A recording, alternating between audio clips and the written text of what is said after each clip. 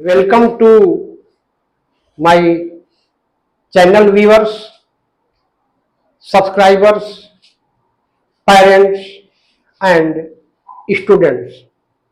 Today I am teaching the content of last video, which is based on the nutrition. हमने आपको पिछले video में nutrition के बारे में एक इंट्रोडक्शन दिया था। वही टॉपिक्स आज मैं आपको फिर आगे बढ़ा रहा हूं। मैं उस दिन आपको बताया था कि न्यूट्रिशन में there are two type of nutrition. First type is autotrophic nutrition, या आप हिंदी में कह सकते हैं स्वपोषी पोषण। Autotrophic type of nutrition is that type of nutrition in which the plant and the tree make the food itself in the presence of carbon dioxide, water, sunlight and the chlorophyll। यानी autotrophic nutrition स्वपोषी पोषण जो है, जिसमें पौधे अपना भोजन स्वयं बनाते हैं और स्वयं बनाने के लिए उनके पास कोई ऐसे साधन नहीं होते हैं जिससे जैसे हम आप अपना भोजन बनाते हैं। पौधे खुद जो है नेचुरल चीजों के द्वारा, जैसे कार्बन डाइऑक्साइड नेचर में प्रेजेंट है, आपके वाटर नेचर में प्रेजेंट है, water is absorbed by the true in plant and tree, और सनलाइट ये भी नेचर में प्रेजेंट है, क्लोरोफिल ऑलरेडी ग्रीन प्लांट्स में उपस्थित होते हैं। इन सबके सहयोग से, इन सबके कॉम्बिनेशन से वो अपना भोजन स्वयं बनाते हैं। तो जो भी ग्रीन प्लांट, जो भी ट्री, ये सब क्या होते हैं, ऑटोट्रॉफिक न्यूट्रिशन के अंतर्गत आते हैं। फिर दूसरा टाइप आपको बताए थे हेटेरोट्रॉपिक न्यूट्रिशन, या उसको हिंदी में बोला जाता है विषम पोषी पोषण।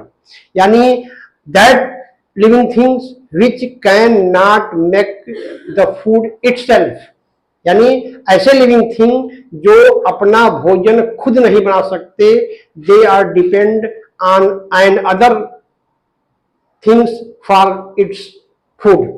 यानी जो अपने भोजन के लिए किसी और चीजों पर निर्भर हैं, वो आते हैं आपको हेटेरोट्रॉपिक न्यूट्रिशन या विषम पोषी पोषण। और इसमें जो एग्जाम्पल इसके मेन है वो न्यूट्रिशन इन ह्यूमन बीइंग्स, यानी जैसे मानव में जो न्यूट्रिशन होता है, मानव जो अपना भोज्य पदार्थ प्राप्त करते हैं वो टोटली डिपेंड होते हैं ग्रीन प्लांट्स पर, ग्रीन ट्री पे।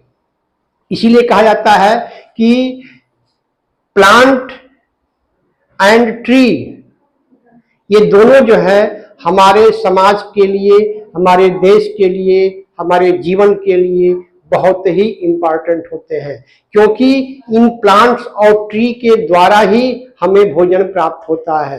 यानी कह सकते हैं आप कि human can not alive without plant and tree. मानव जो है वो बिना प्लांट और ट्री के जो है अलाइव नहीं कर सकता, सर्वाइव नहीं कर सकता। इसलिए आपको अपने जीवन में अधिक से अधिक प्लांटेशन करना चाहिए, पेड़ों को लगाना चाहिए, पौधों को लगाना चाहिए, जिससे आपको भोज्य पदार्थ मिलते रहे।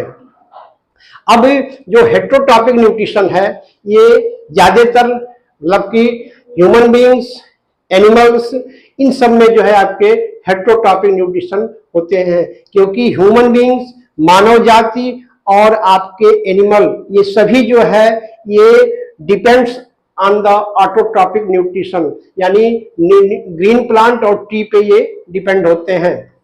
यानी heterotrophic nutrition depends on autotrophic nutrition, यानी हेटेरोट्रॉपिक न्यूट्रिशन जो होता है वो टोटली डिपेंड होते हैं ऑटोट्रॉपिक न्यूट्रिशन, जैसे ग्रीन प्लांट्स और ट्री पे।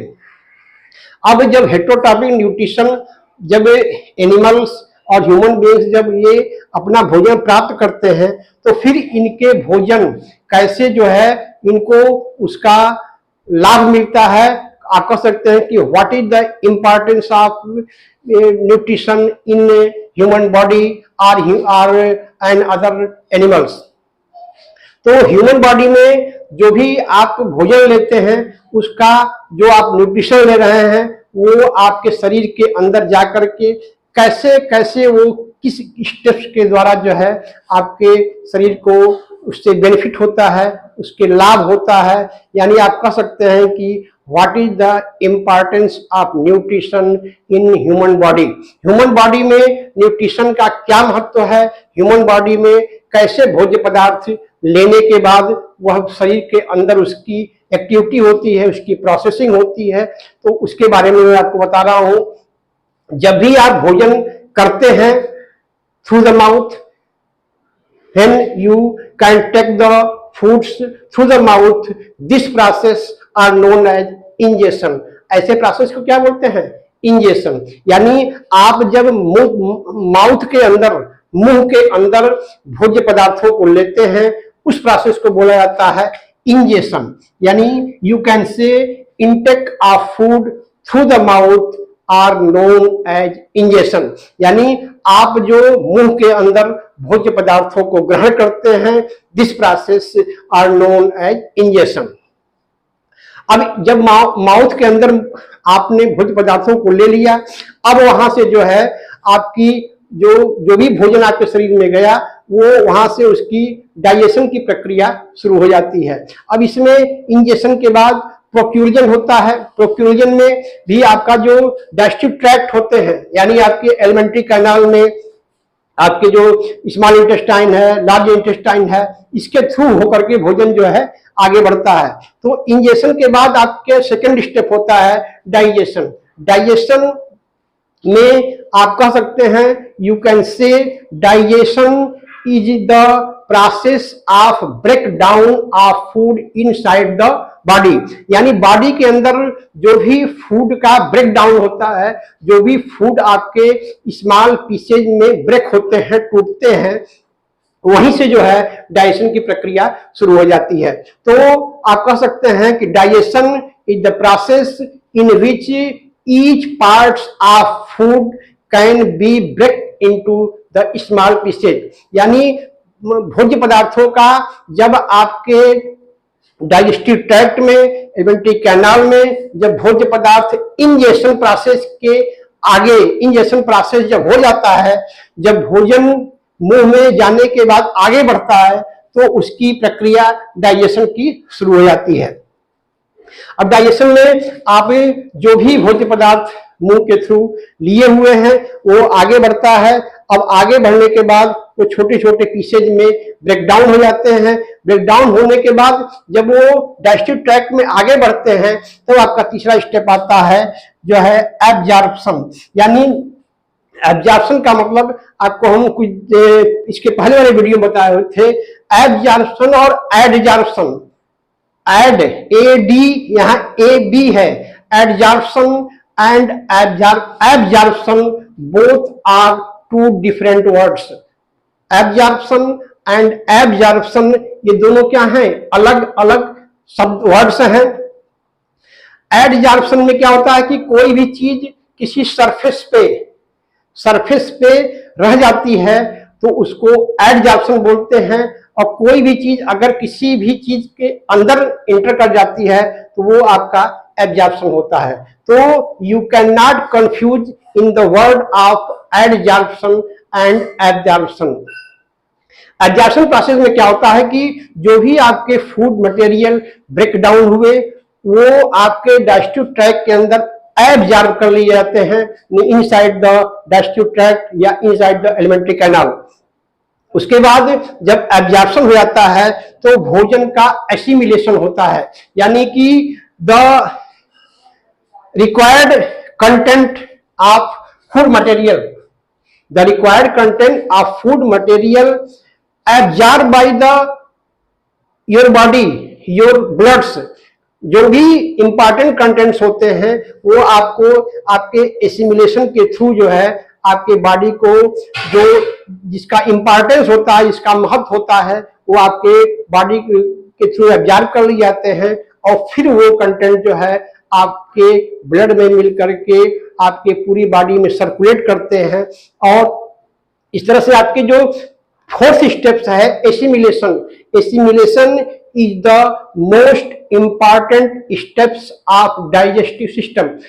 जो एसिमिलेशन है वो आपके डाइजेस्टिव सिस्टम का मोस्ट इंपॉर्टेंट स्टेप होता है, क्योंकि अगर आप भोजन कर लिए, भोजन आपका डाइजेस्ट हुआ और उसका एब्जॉर्प्शन आपकी बॉडी के अंदर, आपके ब्लड के अंदर अगर अच्छी तरह से नहीं हुआ तो you can not take the benefit of eating foods. जो भी आपने भोजन किया है आपको उसका कोई बेनिफिट नहीं मिलने वाला है। और लास्ट में जब एसिमिलेशन हो जाता है तो ईजेशन का मतलब होता है कि जो भी आपके फूड, जो भी आपने फूड को इंटेक किया है, इंजेक्शन किया है, उसमें से जो आपके नॉट डाइजेस्टिव फूड, जो भी आपके भोज्य पदार्थ जो पचे नहीं हैं, जो डाइजेस्ट नहीं हुए हैं, वो आपके ईजेशन प्रोसेस के अंतर्गत, ईजेशन प्रक्रिया के द्वारा this type of undigested food give out from your body. आपके बॉडी से जो भी अनडाइजेस्टेड फूड हैं वो आपके बॉडी से क्या होते हैं, बाहर कर दिए जाते हैं। तो आपके न्यूट्रिशन का जो एक this is the summary of your nutrition. ये आपके न्यूट्रिशन का एक समरी है, because nutrition is a very complicated process. इसमें ये आपका न्यूट्रिशन है, ये बहुत एक कॉम्प्लिकेटेड प्रोसेस है।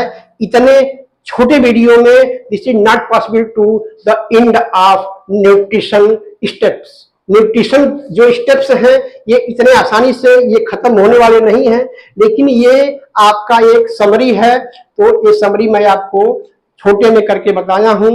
फिर आपसे रिक्वेस्ट है, if you like my video and my teaching process, then you can subscribe my channels and exceed the view. Thank you.